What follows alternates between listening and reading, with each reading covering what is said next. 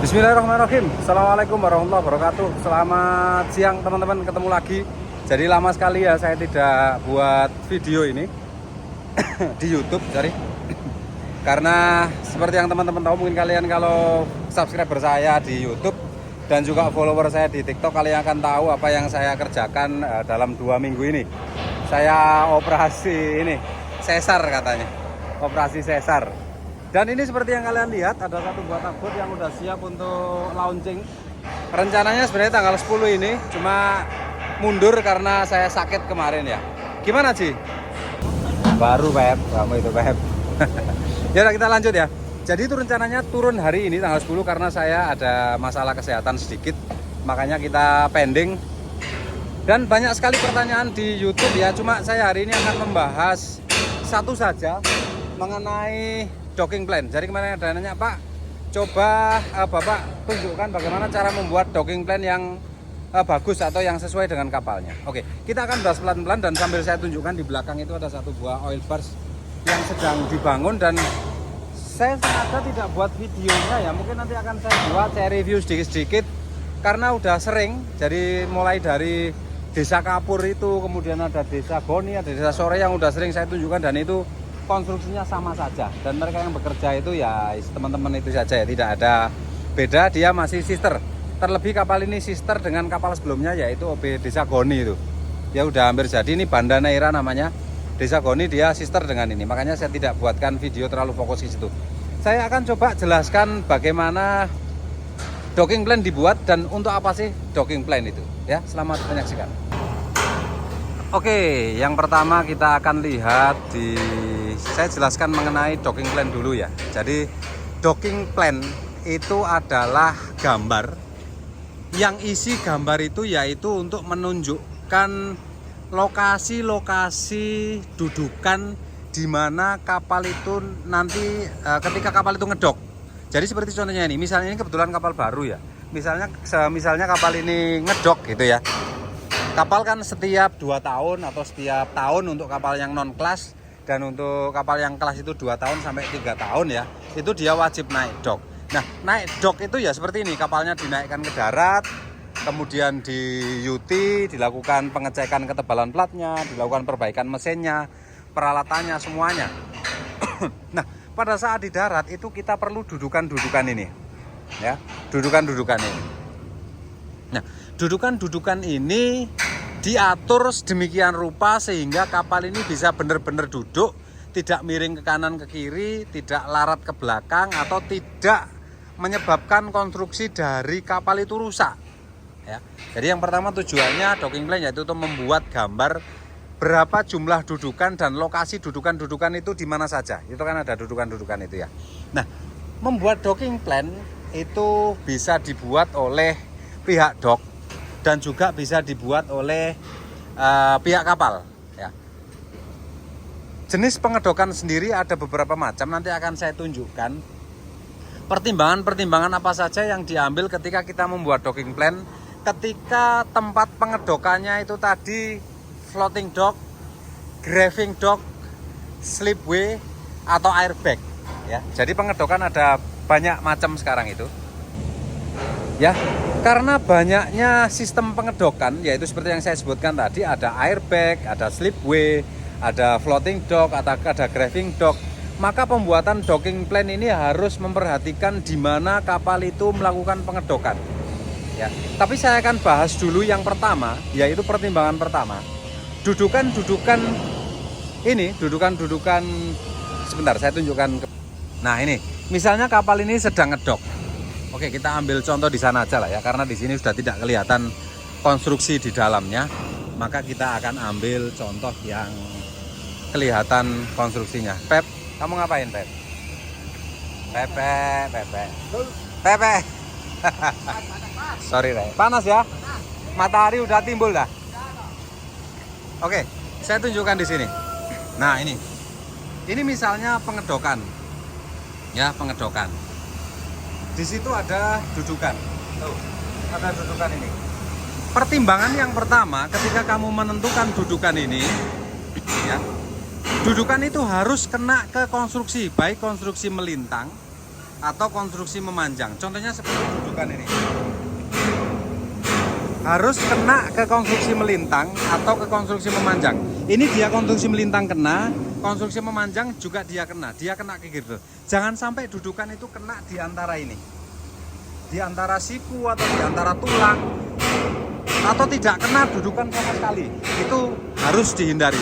Kenapa? Karena kapal ini berat. Ketika dia bertumpu tidak pada konstruksi kapal, maka dia akan menyebabkan plat yang menjadi tumpuan itu tadi deformasi, dan itu sangat dihindari. Nah, pertimbangannya hanya itu saja. Ketika kamu mau membuat docking plan, lihat gambar lines plan, GE, dan konstruksi. Lines plan yaitu untuk mengetahui bentuknya. Ketika kapalnya datar seperti ini, maka dudukan-dudukannya itu bisa gampang sekali ditentukan, ya, misalnya hanya menggunakan balok-balok saja. Tapi kalau yang dia miring seperti ini, itu dia wajib mempertimbangkan bentuk badan kapalnya, ya. Contohnya ini misalnya kita lihat dari depan. Nah, misalnya ini kita lihat dari depan. Nah, bagian bawahnya ini cukup dudukan yang rata saja, yang datar saja. Tapi ketika untuk yang samping ini, dia perlu dudukan yang miring, lebih tinggi, dan juga dia perlu ada ganjalan yang dibuat miring supaya nanti pada saat kapal ini duduk ketika di dock, ya, pada saat docking itu dia tidak ada yang miring-miring, artinya dia duduk dengan bagus. Nah, kalau kapalnya dia rata seperti itu, ya dibuat kotak-kotak saja, tidak masalah. Itu pertimbangan pertama. Yang kedua yaitu dudukan tadi harus pas pada konstruksi, ya, pas pada tulang-tulang kapal itu. Itu ketika kapal ini ngedok selain di floating dock. Jadi ketika kapalmu rencananya ngedok, ya, atau ngedok atau docking di pengedokan yang sistemnya selain floating dock.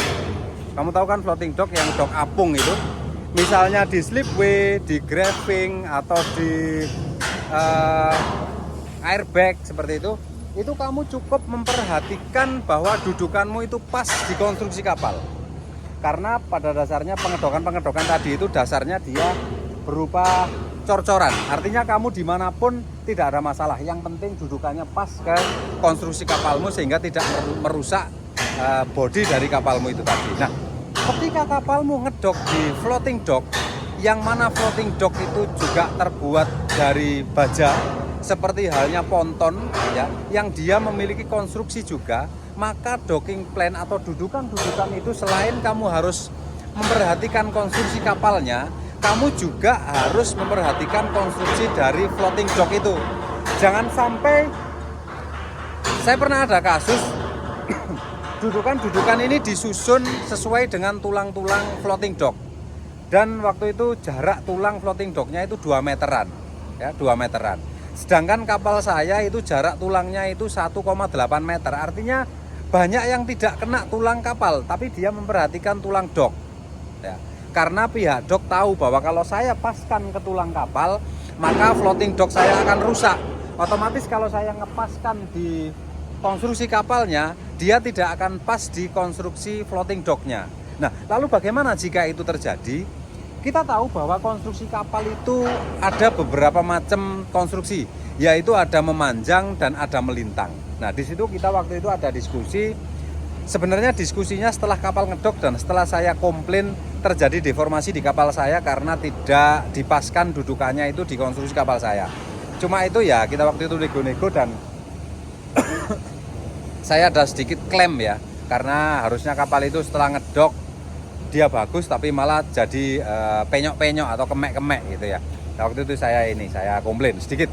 Nah, cuma setelah saya komplain itu akhirnya pengedokan berikutnya kita pertimbangkan bahwa yaitu tadi konstruksi kapal ini ada 2 macam, yaitu konstruksi melintang dan konstruksi memanjang. Artinya di dalam konstruksi baik melintang maupun memanjang, dia pasti ada yang melintang dan ada yang memanjang.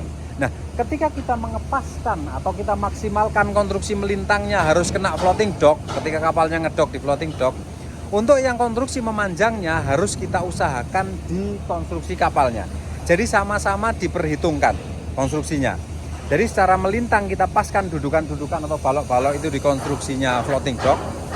Kemudian jarak transversalnya atau jarak melintangnya itu kita paskan dengan konstruksi memanjang yang ada di kapalnya.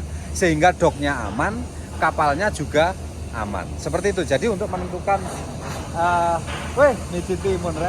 untuk menentukan dudukan floating dock itu tadi pertimbangannya, dan gambar-gambar yang diperlukan yaitu lines plan, general arrangement, dan konstruksi profil atau midship. Seperti itu, Mas. Ya, jadi seperti itu ya. Kita lihat ke belakang, teman-teman lagi ngapain itu, Rek. Ini mereka mau masang jangkar dan rantai ya. Jangkar dan rantai tapi bukan untuk kapal ini. Kapal ini udah terpasang rantai dan jangkarnya.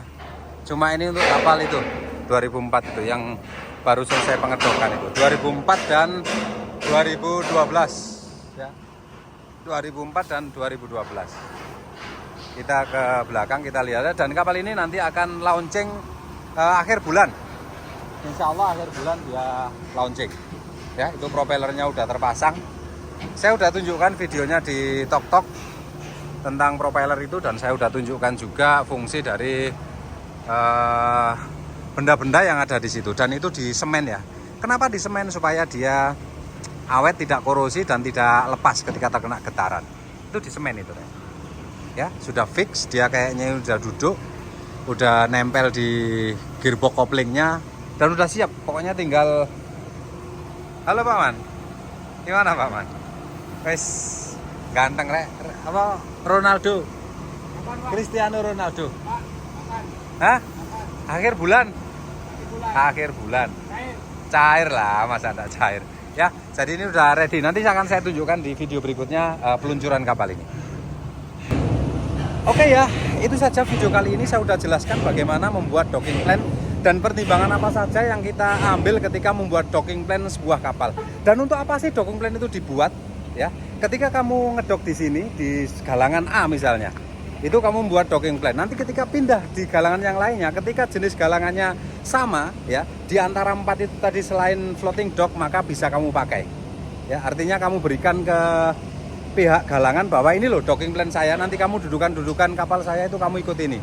Karena apa? Kalau kamu biarkan mereka membuat docking plan lagi, nanti akan ada cas atau tagihan lagi di galangan baru itu. Tapi kalau kamu kasih docking plan-nya di awal, maka tidak ada tagihan untuk docking plan pada saat kamu ngedok. Oke ya, itu saja video kali ini. Kalau ada pertanyaan silahkan tanyakan di kolom komentar, baik di TokTok maupun di YouTube. Terima kasih. Assalamualaikum warahmatullahi wabarakatuh.